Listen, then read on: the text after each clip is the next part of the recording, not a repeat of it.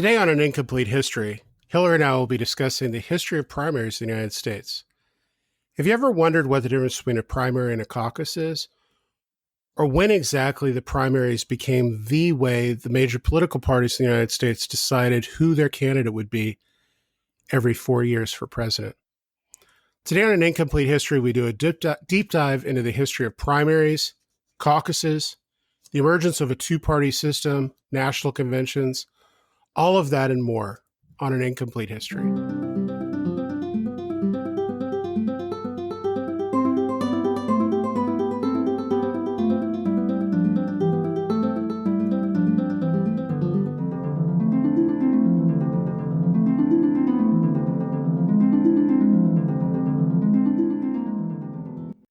So presidential primary season is upon us. What a disaster. I didn't quite realize how much of a train wreck the primary season was until I started researching for this episode. I agree. And I went down a rabbit hole with it because the reason we're doing this episode, I want to say, is because my mom asked me, she goes, "Can you do an episode on the primaries?" And I was like, "Oh, yeah, that's easy." No, it's not. It's so complicated. It makes no sense. And I'm sad. I'm real sad about it. The more I tried to make it make sense, the worse my head hurt. Yeah, I did have some good takeaways, though. I think that we can cover some stuff to help make a little bit of sense of how it came about and why it is the way it is. But I don't think anybody's going to walk away thinking that it's a good idea to continue these. I think they might also leave saying, but maybe it's not a good idea to discontinue them either. That's true. But then what do we do? Oh my gosh, it's a disaster. So we're recording this episode in February, and we've gotten one primary and two caucuses are down, right, or done. And we'll have to discuss the difference between those. Yes, we will. And then there's a primary coming up in South Carolina. Yes. And then that's kind of the official end of the early primary season. And then we've got Super Tuesday coming up. Super Tuesday. And so first let's clarify. Primaries, as we understand them today, are a 20th century phenomenon. Yes. And actually, as we understand them today, are sort of a late 20th century phenomenon, even though they started 1968. That's right. Even though primaries, as we know them, started during the Progressive Era, what we really know today kind of takes shape in 1968. But I think it's important to go back to the beginning to say what was going on before that. So I can kind of take us a little bit through that and then head into the Progressive Era. Does that sound okay?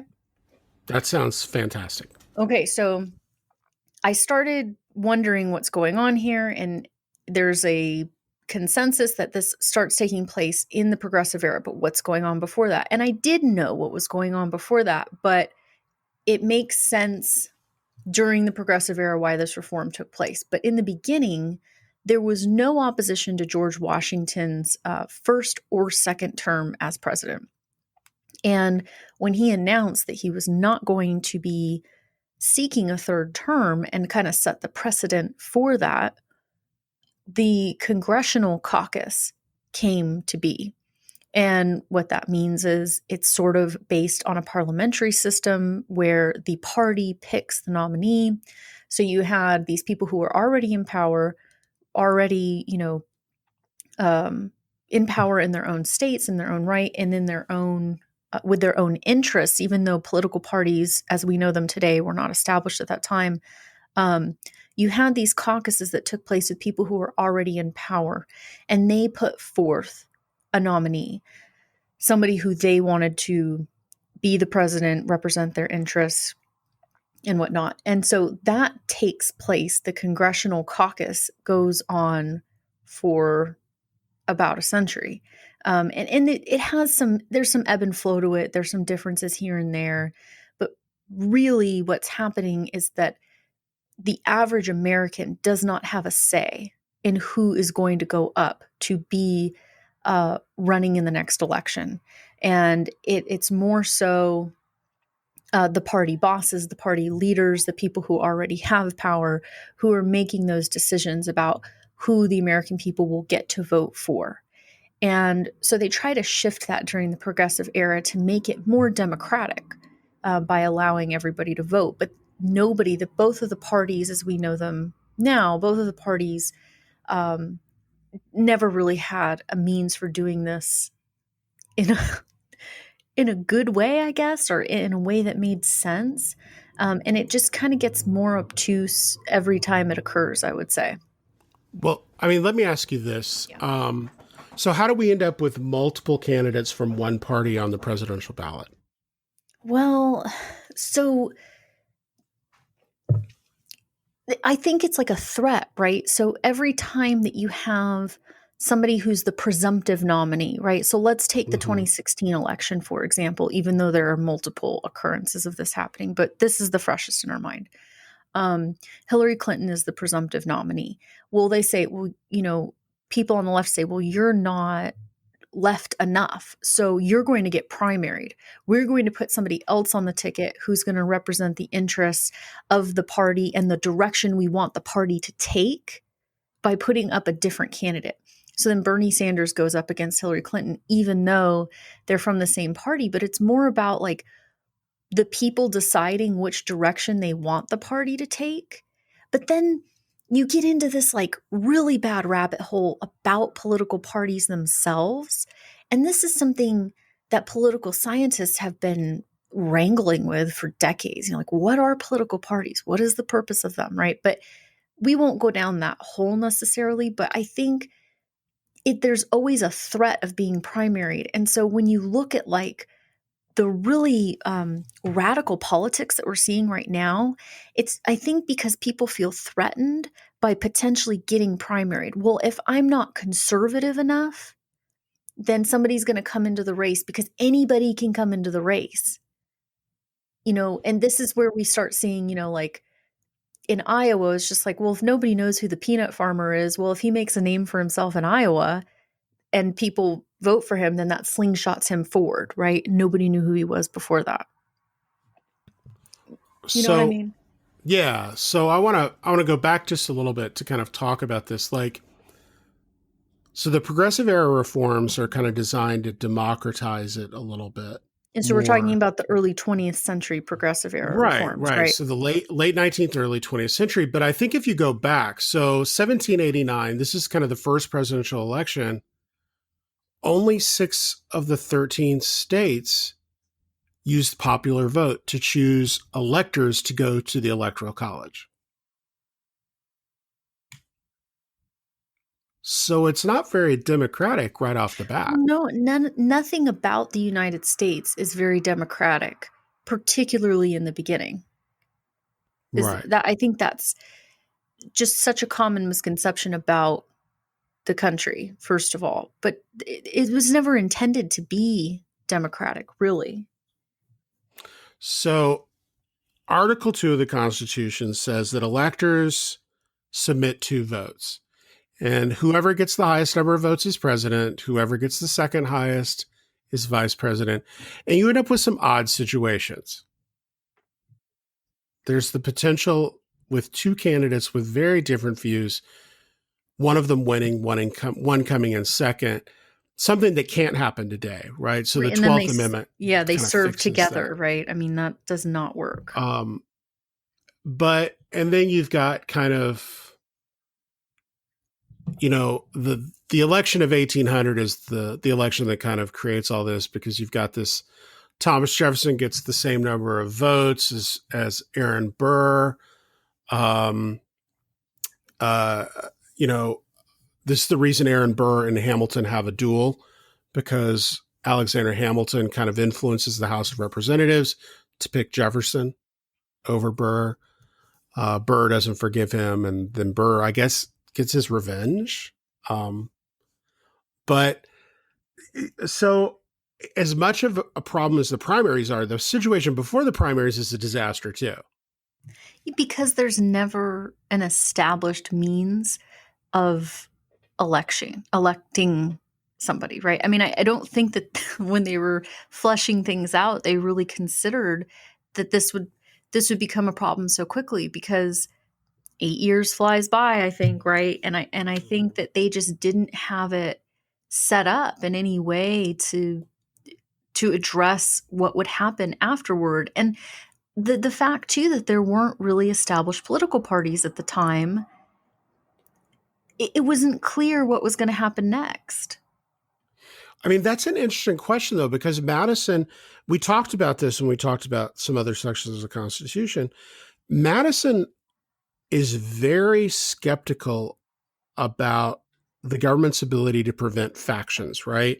He's really worried about this. A lot of kind of the early architects of our nation, kind of the political institutions, they're worried about factionalization. And Yeah, for good reason, right? Because the regional differences and the regional economic interests are so varied that you were going to have easy factionalization. And there is, right? There are factions that definitely are constructed out of economic and geographic interests. but the 12th Amendment kind of makes factions even worse. Yes. Because before the 12th Amendment, I mean, you do have the possibility of two different candidates, different parties serving together and kind of being forced to work together a little bit. Although the vice president in the early years is kind of meant to be this virginal public figure, right? Not involved in anything, just kind of waiting in the wings should they be needed. I think that's Um, still the case. I guess I think some vice presidents have taken on many more responsibilities.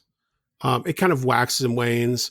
Um, but I think it served the listeners a little bit if we kind of do a quick civics lesson about what primaries are. Like, how do they work?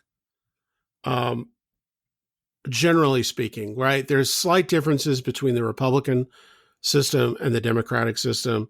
But let's talk about primaries in general, which is the Constitution creates a system whereby the president is not elected via popular vote, that the president is elected by electors, and each state decides how to create those electors, right?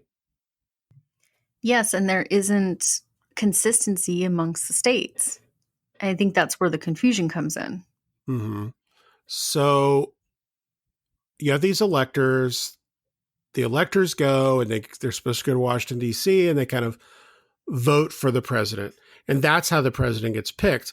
Well, now, how do the electors know who to pick? That's based And on popular vote. right. So, well, is it completely Well, I mean, always? I think it's supposed to be. So I think that's what I mean by the lack of consistency, is that some states, it does tend to be based on the popular vote of like how many people voted for that person and how many electors is assigned to that person. But some of them it's winner takes all, right? Mm-hmm. And then some of them the delegates are split. Um, it's not consistent amongst the states, and I think that this is just such a product of like the United States is so funny, right? Because like each state's like, oh, we're gonna do our own thing, but then there's no consistency amongst what Well, anybody's so doing, the and idea, it's confusing. I mean, the idea is, you need to get us electors here to cast votes. How you do that is left up to you. So then the states come with kind of this myriad ways, although it kind of boils down to a couple of key ways. The question then becomes, how do the electors decide who they're going to cast their votes for? And if it's electors, you know, is it important the public knows that, especially if it's a state where the public is not voting for electors even? Well, but here's the thing. Once you get to the convention, so the whole point of the primary, right, is the march toward the convention where the nominee is named. And by that time, because we've been following all this and there's like primary after primary after primary, typically it's clear who the nominee is going to be. And you don't even really need this whole like, well, these electors, like it's a formality at that point. Is that fair? Well, delegates. Electors, I'm talking about electors for the electoral college system. Oh, okay. Right. But delegates to the convention, sometimes, yes, right? We haven't had many contested conventions. I mean, first national convention, 1831, the anti-Masonic Party. Oh, yeah. And then it ended up electing a Mason anyway, right? Yeah, yeah. Like, we're going to get him. We're going to get an anti-Masonic candidate. Right. So even conventions, national conventions aren't a thing that's always been around. There's some time before that happens. But for states that kind of allowed popular votes to select delegates, you can end up with widely different groups of people running, right? Yeah. That's kind of what's happened historically, right? You do get kind of wide groups of people and like underdog candidates or people you never heard of or people who will launch to popularity who you had never known their name really prior. But prior to 1901, there aren't even primaries. No Such thing as a primary. Again, I think it runs more like a parliamentary model, right? Where it's just, well, it's a congressional caucus and the party leaders choose who the candidate is going to be. And arguably, because the people, well, I mean, obviously there's issues with voting and I'm not going to get into that, but like, because those people have been elected to represent you, doesn't that kind of make sense that they would just choose who? That's the goal, right? I mean, right. that's the Republican ideal. And I mean Republican, little r, Republican. Yeah. Right? Yeah. And this is the whole thing, is that you voted for this, you voted for this well-educated white guy who owns a book publishing company in Philadelphia, and is now retired and doesn't have kind of financial involvement or anything like that. The idea is he makes the best choice for everyone. There's major problems there, by the way. I don't think there's I don't think that is a good thing, but I think it made sense at the time. Yeah. That's how they envisioned it, right? Yeah. Well, the whole idea was that most people didn't have a lot of information, illiteracy, lack of education, lack of exposure to kind of larger issues, all of these, the fact the country was a rural nation, all of these things kind of fed into this idea you needed this person. Now, there are people who oppose this from the very beginning. Right? Right. Yeah. Thomas Jefferson. Yeah. I mean, that it's the anti-federalists. They oppose it from the start, right? Because they're wanting to do smaller government sort of things. They don't want there to be like a conglomerate who makes all the decisions for everybody else. I mean, there's a lot of strains of, like, I guess maybe like a libertarianism, sort of what we might call libertarianism, where they want smaller government, smaller. Well, Jefferson says that if this system looks like it's going to be no better than a Polish king. Right. And because he says it's like the way the Polish aristocracy would get together and select a monarch from amongst them, that he's afraid the Electoral College is simply going to be this kind of group of elites who are selecting from amongst themselves. Well, that's what they were doing too, though. Yes, I mean, that is exactly what was happening. He wasn't like, this may happen. I mean, that's exactly what happened. But this is what he's worried about even before it starts. He says this is probably going to happen. Well, he was so right. I mean, but what I will say is, like, George Washington, I think, is such an admirable figure. Obviously, there's a lot of problems with George Washington. I don't want any hate mail, but he's an admirable figure because he could have just been like, yeah, I'm going to stay here until I die. And nobody would have said anything. They would have been like, great. You heard it. Hillary said George Washington is great. Never did a single wrong thing in his life. Yeah, I know. This is what we talk about. People would love to nail me to the cross for that one, wouldn't they? I mean, this is what we tell our students about also, right? They ask, like, who's your favorite president? Like, what heroes in history do you really like? You don't want to go looking in people's, I mean, very few people in history are pure, are free of doing bad things. Some of them, if you dig just a little bit, you find a lot of bad things. you know. But I mean, Washington hopes to set the precedent for the future. And I would argue that that is admirable because, again, there would have been no opposition really to him staying in office for a while. And he's just like, no, we're not doing that. We're not a monarchy. We're trying to start something new here. But then he like bounces out of the system and they're just like, whoa, what do we do? You know, I mean, it creates chaos. And then it does end up doing exactly what Thomas Jefferson feared, is just, you know, you have a bunch of elite people who are picking from amongst themselves. And I don't know how else it could have gone. I mean, it's not until Andrew Jackson that you do see a candidate who's like, you know, different, right? But Well,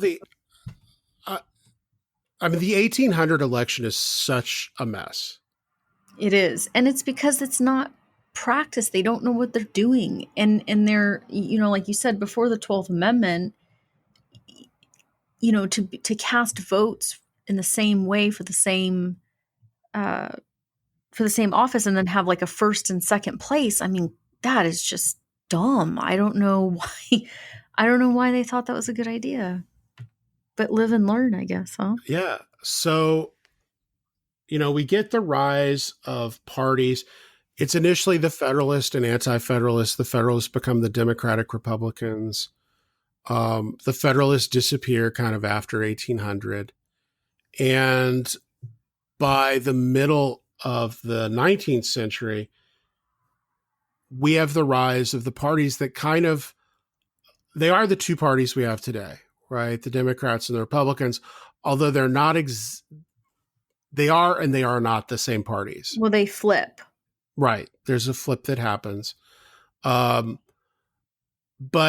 the parties themselves and kind of the national party structure is getting stronger and stronger through the second half of the 19th century. Is that a fair statement? Oh, most certainly. And at the same time, you have the rise of local political bosses. Yes.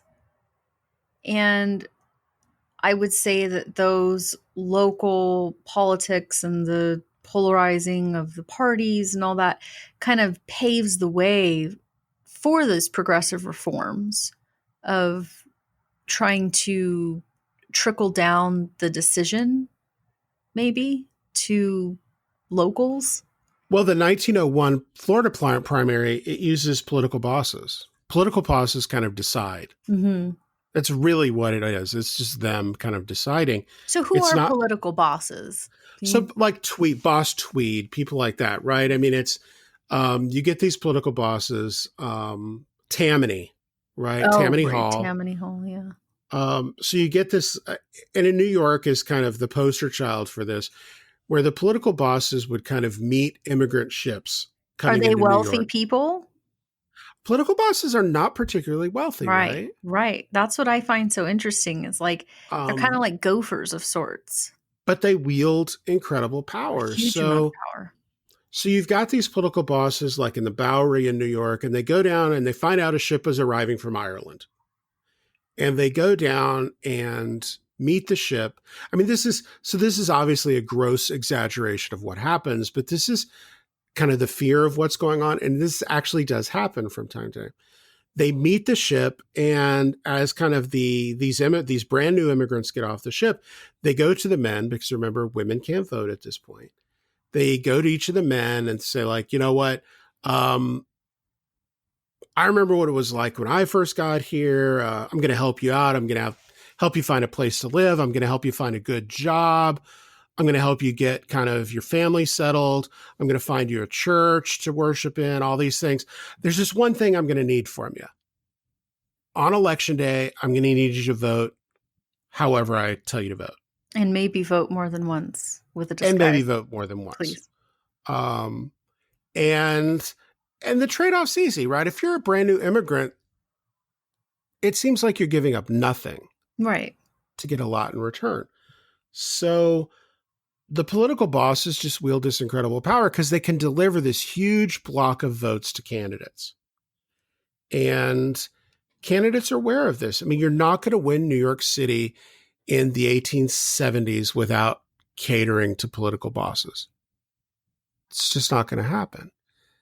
And political bosses seem to be running the system. You know, I would say after universal white male suffrage happens earlier in the 19th century, there's already a growing dissatisfaction with the electoral college system. And the primary system, or not the lack of a primary system, just kind of furthers this. So you get this progressive reaction, and they start to try to come up with ideas of primaries. So the first one is 1901 in Florida. Wisconsin's in 1905. This is the first time delegates delegates are actually directly elected by the public in Wisconsin. And by 1912, we have 12 states using something like a primary. The number never tops 20 until after 68. Is that correct? That is correct. The desire for primaries wanes in post-World War I era, right? Like they kind of go back to 12. To 1936 to 1968, only 12 states use primaries. Yeah, they don't use them. They go back after World War I, and then all the way, like you said, up until 68, they kind of move away from it, even though it's a progressive ideology and it's a progressive reform effort, and they do use it in the early 20th. They kind of go backwards, like, this doesn't really work. And it's not until 1968, 1968 is always considered this watershed moment in history. If there's anything going on in the late 20th century, it's always 1968. And this is no different. It's just such a huge moment for so many different reasons in history, but for the election, and for the primaries, it's a very important year. It's a very important year for many reasons, right, Geoff? Yes. Everything important happened in 1968. That's what I've heard. But before we get to 1968, which is its own, I feel like we could do a whole episode about the 1968 Democratic National Convention. Disaster. But it's such a mess. But so what happens in 1912 that makes the number of states using primaries almost double? What happens in 1912? It's the Republican Party, right? It's the Republican Party convention.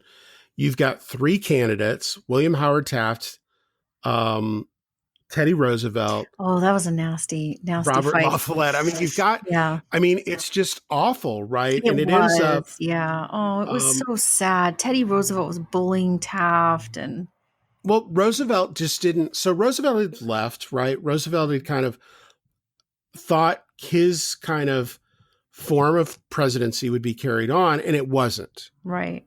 And he gets really mad, so he jumps back in, decides to run. Eventually, Roosevelt, after the convention, when he doesn't become the nominee, goes and forms his own party. Bull Moose. Right? It's the Bull Moose Party. Most political analysts say it cost Taft re-election. Yeah, because it splits the party, right? That's always Woodrow Wilson wins. Yes. Yeah, and then Wilson wins.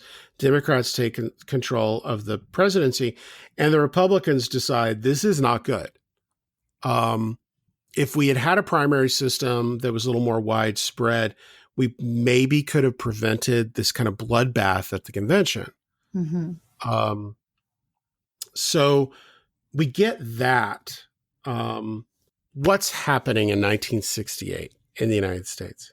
We could have we could have an entire podcast about the 1960s and then 1968, but what just big things happening? Historical events. It's like the most turbulent time. You have the Vietnam War is, raging.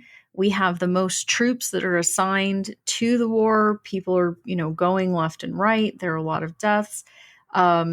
Martin Luther King is assassinated in 1968.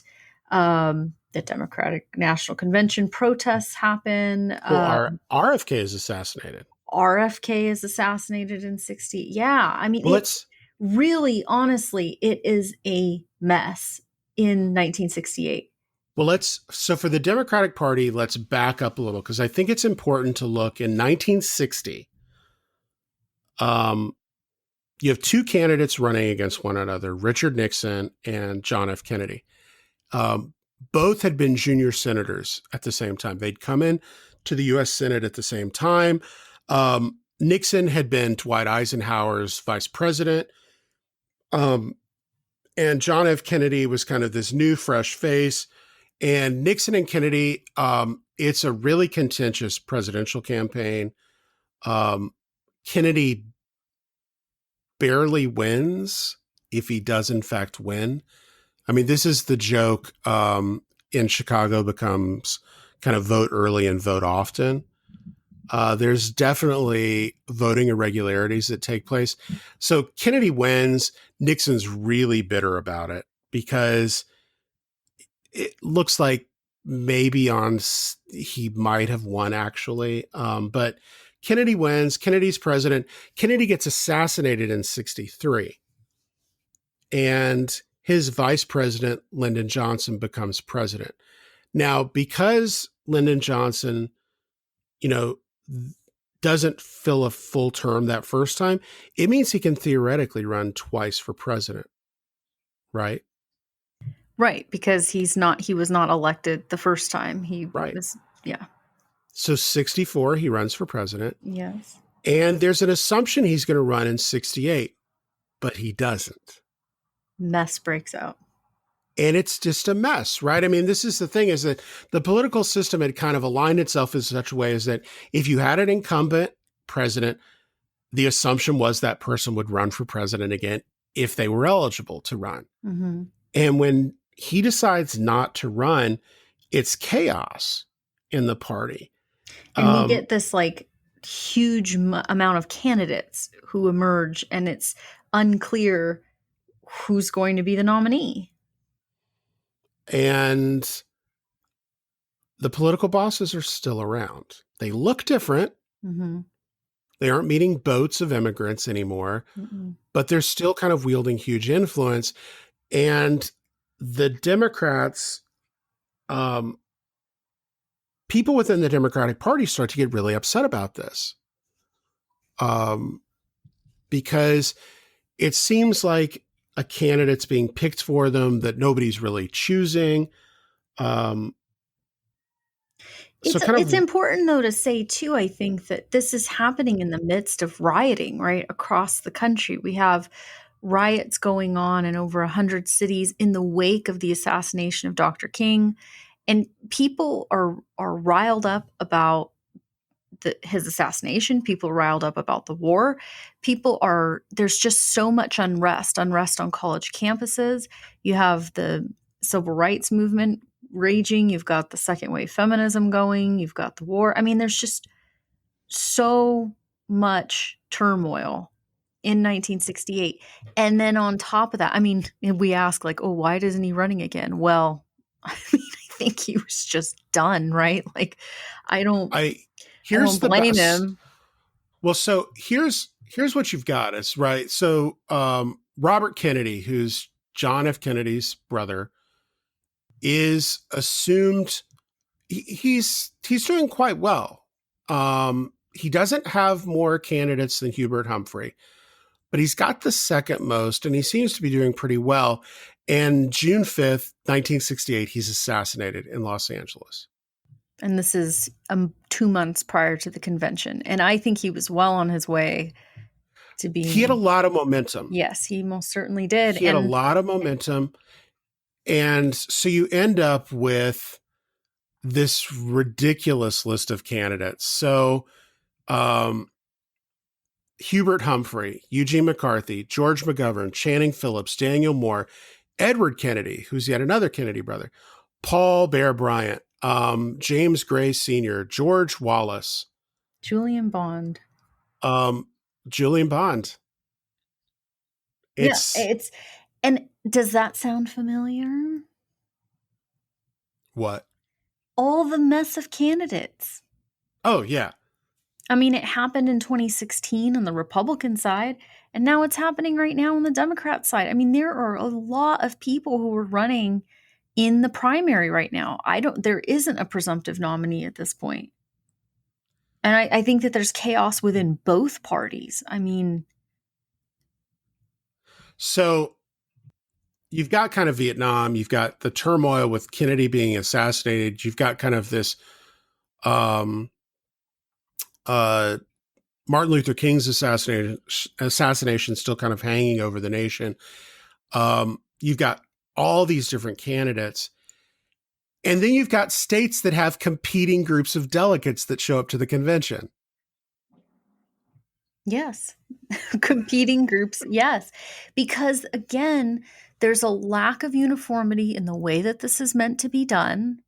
There really aren't good sets of rules governing any part of it. And it is, you have like basically a political war breakout at the convention because there's no consensus rules uniformity. So Hubert Humphrey wins the nomination. Had not entered any of the 13 state primary elections that were held. Name recognition. And he ends up losing the general election. Yeah. But there's this widespread feeling that it was Richard Daley, mayor of Chicago, and President Johnson who had kind of engineered Humphrey's win. Humphrey does not support ending the Vietnam War. Right. 80% of people who had voted in Democratic primaries in 1968 supported anti-war candidates. 80%. Yeah. And so people were super mad about this because they, again, like you mentioned, that they felt like that it was not democratic, that the people's voices were not being represented, that there was kind of, it's funny, we use like the system is rigged, right? Like I've heard that on both sides. And in 1968, that was the rallying cry. And so to think that things are divisive now, I always point people back to 1968. It's like this isn't fresh and new. And as much of a mess as that 68 convention is, we now know, kind of post Watergate and post kind of learning what Nixon's operatives were involved in, there was a lot of tampering going on in that election, the primary season. Because at the end of the day, it's still elites who are running all of it. I mean, I hate to sound like, conspiracy theorists, because we've talked about this before, but there are a lot of elite people, a lot of people with money who are heavily involved in the selection of candidates. And if it's going a different direction, those forces are really tough to fight against. And yes, the hindsight is 2020, but like, that's why history is important, because we've learned these lessons. We know that these things have happened. We know that we're capable of doing it. And it's important to know that and understand that so we can see the root of what continues to go on. That, like, we talk about the primaries as being like a more democratic process, but like at the end of the day, and we see it in 68 and we know it when we investigate what's happening with Nixon later, it's just like, there's still powerful elite forces that are kind of puppeteering a lot of what's happening. And it of course upsets people, particularly in the midst of so much civil unrest to begin with. So post 1968 Democratic National Convention, the Mcgovern-Fraser Commission kind of establishes some new guidelines. They had a commission on party structure and delegate selection, and a couple of major things come out of this. Kind of clearer guidelines about delegate selection, openness in how they're selected, and party leaders can no longer hand select people who are going to go to the convention. However, super delegates come out of this Mcgovern-Fraser Commission as well. Let's talk about super delegates a little bit. Let's talk about Go ahead. super delegates. You can help us with this. Super delegates they harken back to that whole little R Republican ideal. Correct? What do you mean? In what way? Well, that they're this unpledged delegate that's going to kind of vote in a way we all kind of trust is best for the party. But does that happen? Well, no. But I mean, this is the idea, right? Yeah. Is that So what it says, I mean, the rule, you can kind of look at it. The chairs and vice chairs of each state and territorial Democratic Party, 212 national committee men and committee women elected to represent their states, top officials of the DNC itself, and several of its auxiliary groups, such as the Democratic Attorneys General Association, the National Federation of Democratic Women, Young Democrats of America, and 75 at-large members who are nominated by the party chairman and chosen by the full DNC. Most of the at-large members are local party leaders, office holders, and donors. Oof, or representatives of important Democratic constituencies, such as Donors. organized labor. There were 437 DNC members who were superdelegates in 2016. Now, not all of them give votes. There are only 433 of them give votes. I mean, that's huge. And I mean, what is that? And Republicans have adopted superdelegates as well. The number's smaller. 3 superdelegates in each state. It's usually the state chairman and 2 national committee members. But I mean, are superdelegates Democratic? No. No, but I mean, I'm going to say what I said earlier. This country is not a democracy. It's not meant to be a democracy. And do I think that that would be great? Yeah, but it just wasn't designed in that manner. It was never meant to function where one vote is one vote and one person's voice is one person's voice. And then whoever has the most has it. Because if that were the case, then Hillary Clinton would be president. It is a system designed to keep the status quo, to keep elite people in power, to keep people with money, right? So you said that magic word, donors, right? Get to be a superdelegate. What does that mean? Well, I think so. The donors thing, that's a problem on its own. But I think it's interesting. In 2016, superdelegates kind of, many people suddenly became aware of superdelegates. But February 12th, 2016, Debbie Wasserman Schultz, who was then chair of the Democratic National Committee, is on CNN, and Jake Tapper asks her a question, right? Mm-hmm. What do you tell voters who are new to the process who say this makes them feel like it's all rigged? And Schultz's response, just get ready to wince at this response. Unpledged delegates exist really to make sure that party leaders and elected officials don't have to be in a position where they are running against grassroots activists. And so we separate out those unpledged delegates to make sure there isn't competition between them. It's undemocratic. It is. But unapologetically so. Yeah. I mean, to go on and say that completely unapologetically, like, I think that I don't think that there is a desire to change that. And I see it happening right now in the current election cycles, like, they don't want the people to choose who is going to be the candidate. Is that fair? Well, I mean, right? The Democratic establishment, I will be more clear. The Democratic establishment does not want the people in the United States to choose who is going to be the candidate. And I think it's because, like, well, we have your best interest in mind, and this is not in your best interest, so we're going to save you from yourselves, you dummies.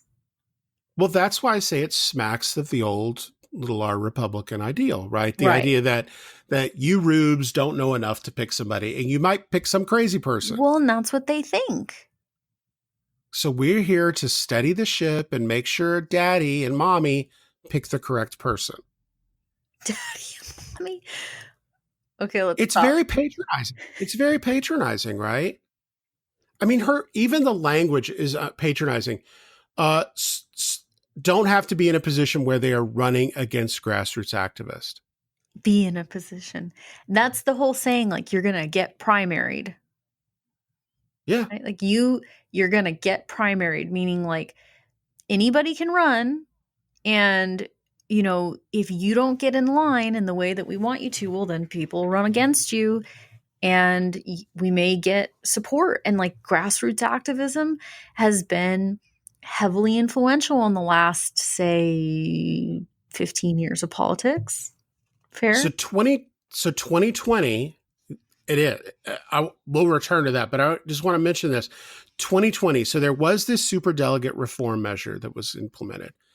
2020 is going to be a litmus test for this reform measure. Super delegates cannot vote on the first nominating ballot. So that's going to be interesting. That's going to be interesting that there's not going to be the super delegates for the first round of voting, because that really may shift the outcome in ways that the Democratic establishment's not going to be pleased with. They can vote in the first round if somebody has more than 50% of all delegate votes. But with the amount of candidates right now, I don't know if that's going to happen. But notice that allows, so say candidate A has 50%, candidate B has 40%. The superdelegates can come in and vote for candidate B. That's in the true. first round. That's true. Yeah. So they can can save us from ourselves. So if we're thinking back to like the 1912 situation, right, where like the splitting the party sort of thing, it's interesting that the splitting the party is happening in the primaries. Because like I would say, and this happened in 2016 in the Republican side, like the party was split so much that it ended up being that nobody really like went over the 50% in that scenario for the Republicans. And if Democrats continue, like the number that are in right now, stay in, nobody's going to get over 50%. Possibly. I mean, that's my, yeah. And I would just say that I think that it's going to be, both parties are already so polarized. And then there's a splitting of the party within their own primaries. And it just further complicates things, because at this point in 2016, we knew who the nominee was going to be, right? Mm-hmm.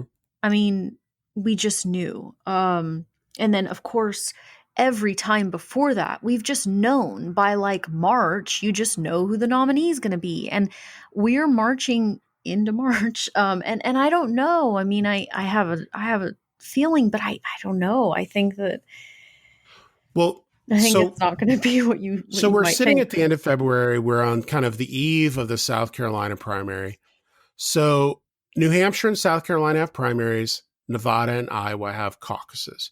So what's the difference between those two things?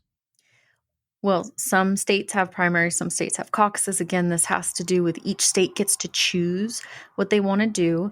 Caucusing is so interesting because it depends on people. It's so homey. It's so weird. To me, it's odd that it was a progressive era invention of sorts, because to me, it feels very 18th century tavern behavior. Oh, yeah. Like, you're gathered around a whiskey barrel. You gather at this place, and it's usually Hillary, come over here. I'll give you some whiskey. Yeah. And it's Let me tell you why you should vote for my candidate. Yes. And that's what it is. I mean, you show up to this like public location, like a school gymnasium or a library, or I don't know, that you show up to these like public locations and there are lots of them throughout the state. And you literally walk to different parts of the room. Like, okay, this is the side of the corner where you vote for Geoff. And this corner over here is Hilary.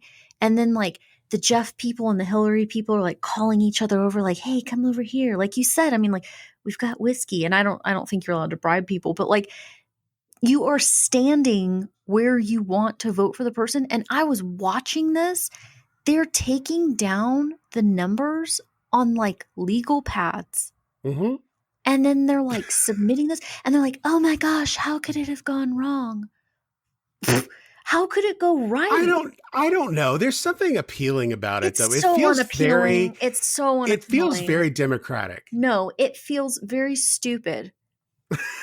Because I don't Tell us how you really feel. Well, I don't trust people to properly record what's going on. And on top of that, here's what my really big issue with this is like the caucuses go late into the night oftentimes, and they're like on a Tuesday.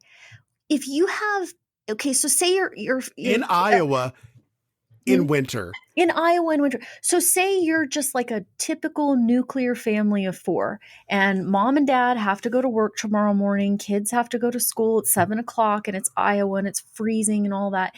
Well, who goes to the caucus? Mom or dad? Do mom and dad both go and then the babysitter stays with the kids? Well, then the babysitter doesn't get to caucus. I saw You know a what I'm lot. saying? I Like saw a lot of families at some of completely. them. Well, you're going to drag your kids out of bed to go sit in a Sure. school gymnasium when they got school the next morning? I mean, I Sure. don't know. It's insane. It's totally insane. Like, I think it weeds a lot of people out who could and would want to vote. Nobody shows up to these things. Did you know that only 4% of registered voters showed up in Nevada to vote in the caucus? But you could 4%. absentee vote in the caucus in But how Nevada. is that representative of Well, and it's also, anything? how is that a caucus? Like, if How you're is that a absentee caucus? voting, how is that Yeah. a caucus? It's not a caucus, It's right? kind of That's a defeating the primary. purpose. Right. Yeah. It's defeating the purpose. So I have so a lot that's of a good strong feelings about caucuses. I'm sorry. so that's a segue, right? I mean, Yes. so a primary is kind of like a more conventional election, right? Where you've got kind of this ballot of all these people.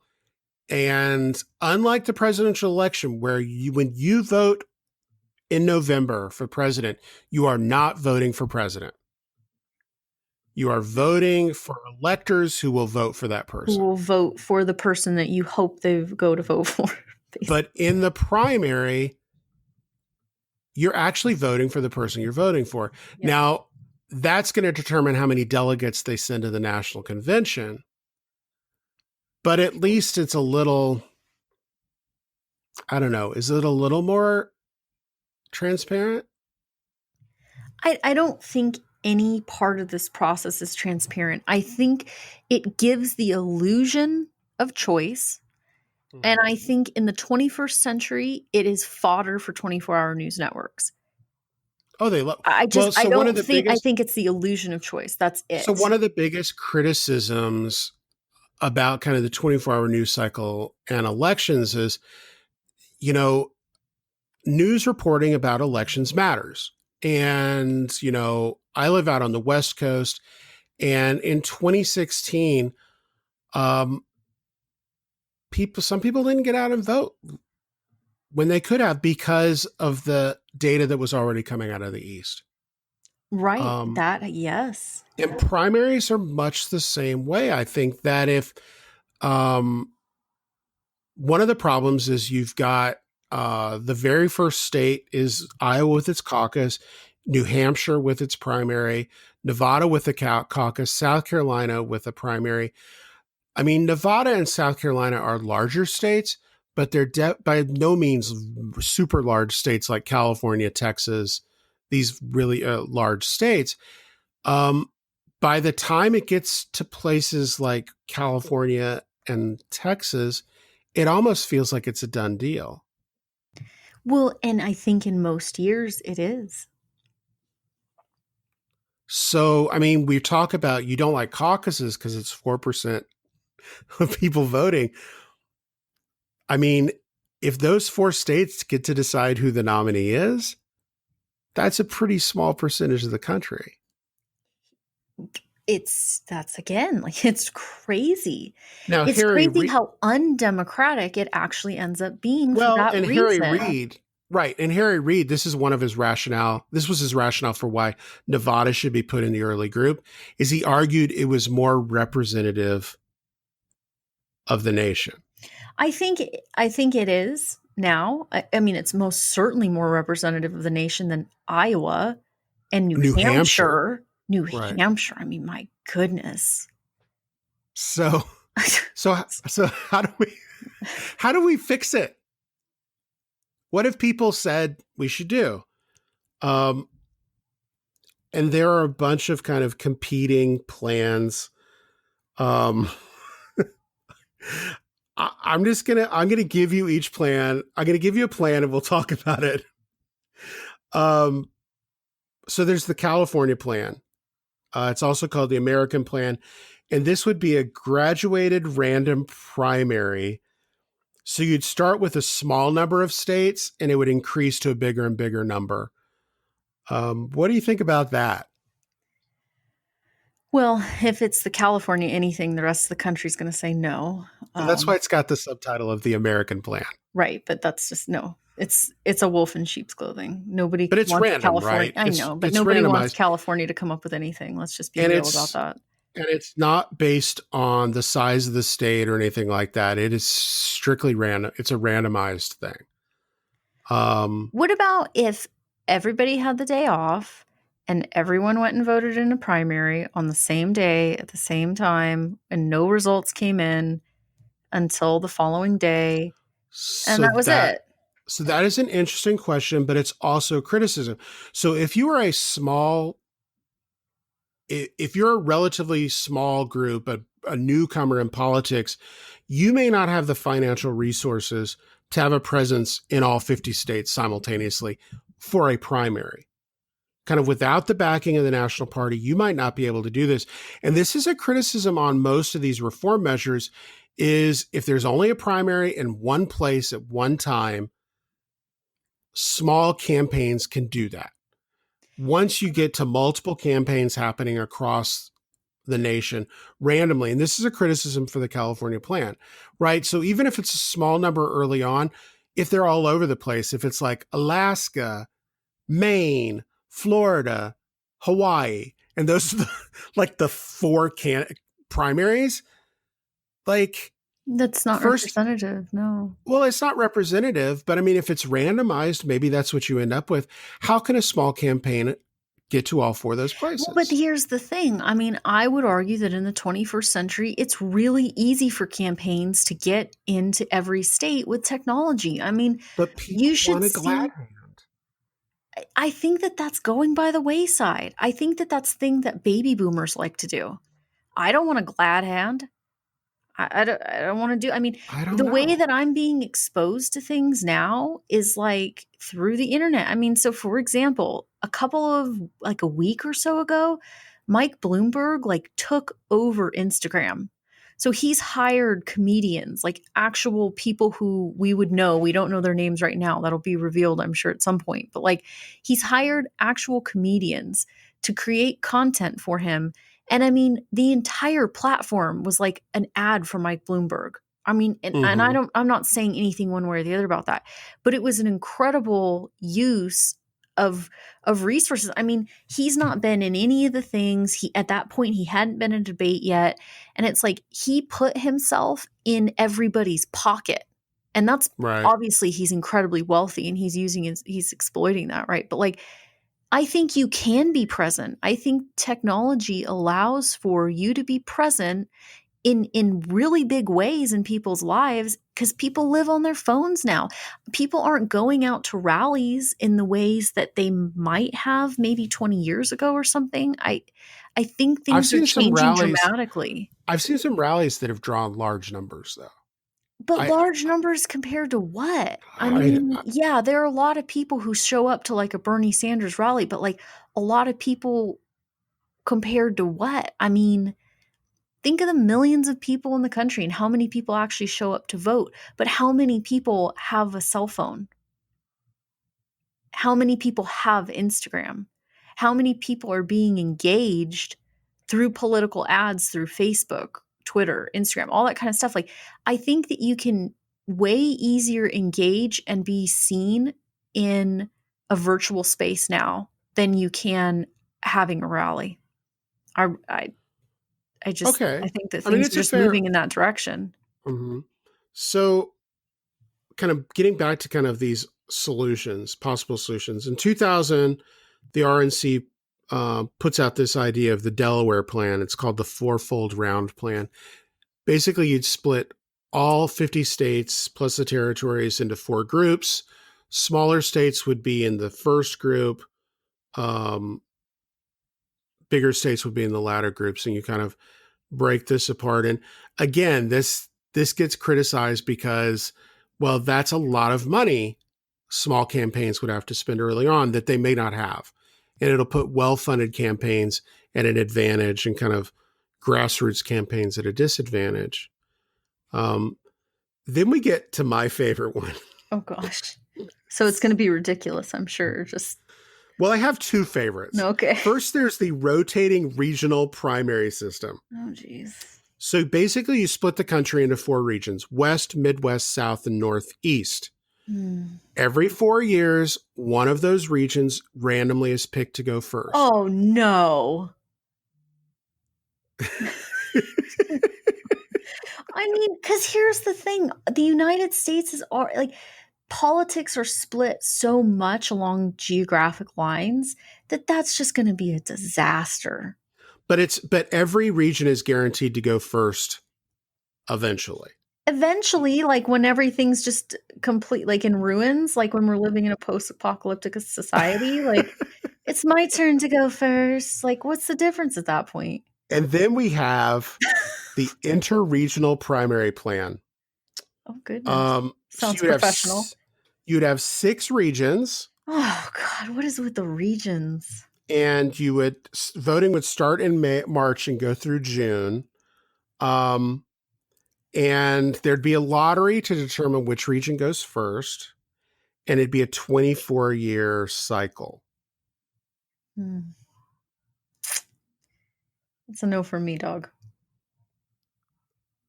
I mean, but these are the plans that have been out there. But see, this is so dumb. And again, I'm going to say it. Why aren't we turning to technology for answers here? Well, you saw how spectacularly the technology failed in Iowa. Well, yeah. I mean, we use it in so many ways, right? Like, I mean, if the government were in charge of it, it would probably go smoother. Like, oh my God, they can't do anything. But I mean, here's the thing, though. I mean, if we're worried about election tampering now, like, yeah, let's move primary voting on to mobile platforms.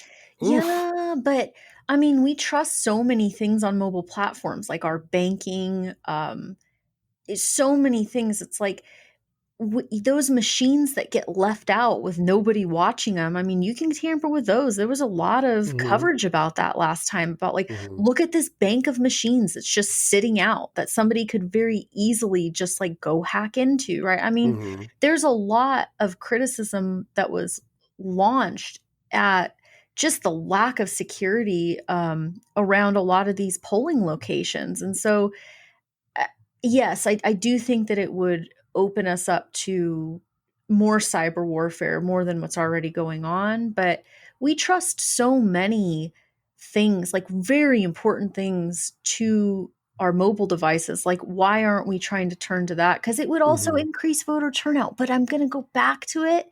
They don't want that. The country. I mean, no, really, though. I mean, it's not designed as a democracy. The establishment, on both sides, the Republican, the Democratic establishment, they don't want that to happen. So the little r kind of Republican ideal has kind of been preserved. Yeah, I would say so, because that's the way the country was designed.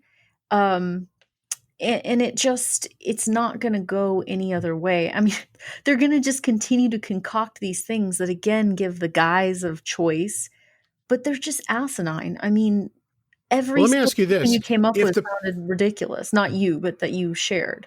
Right. So if we weren't in kind of a long period of the ascendance of the imperial presidency, would this matter as much? If the president was kind of what many of the original architects of the Constitution intended, would it really matter?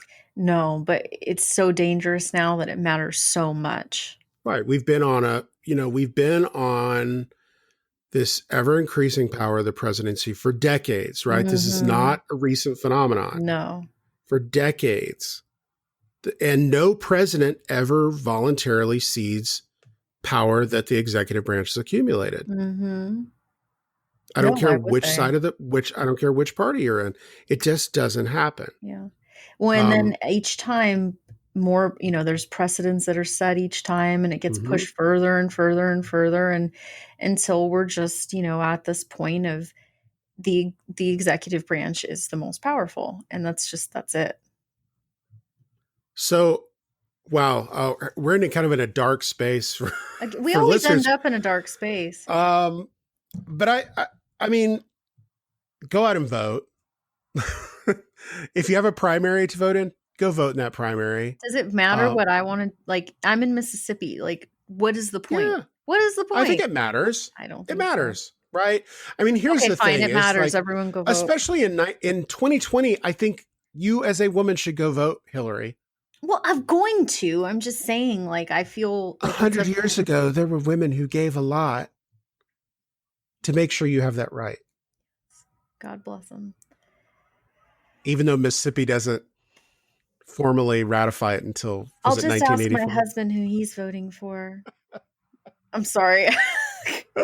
Man, people are going to be coming after me with pitchforks after this. I mean, it's insane. I'm joking. I'm a very sarcastic person. Well, thanks for joining us today on this confusing. Yes, and the incomplete history remains incomplete because there's no solution here. There's no rhyme or reason to this either. No. There really isn't. I'd love to get a couple of political scientists to see if they could explain it more coherently than we could. Yes, and if we sounded like asses, please let us know in the comments. Thanks for joining us this week on An Incomplete History. Make sure to join us next time. I'm Geoff. And I'm Hilary. Thanks for tuning in.